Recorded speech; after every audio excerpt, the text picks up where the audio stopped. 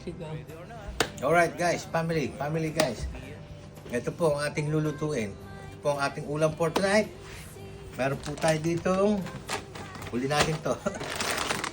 Shrimp hipon. May ano to, wala nang balat.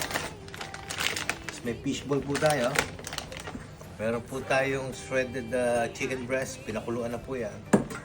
Tapos po, meron tayong repolyo, cabbage, then carrots, then garlic, onion and garlic.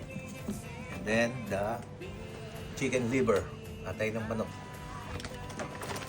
And then, ito po, ang pinaka-main ingredients. Pancit bihon, super cute.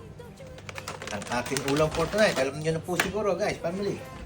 Pancit bihon with the fishball, shrimp, and chicken. Alright guys, kami lutuin natin. See you later. Beautiful.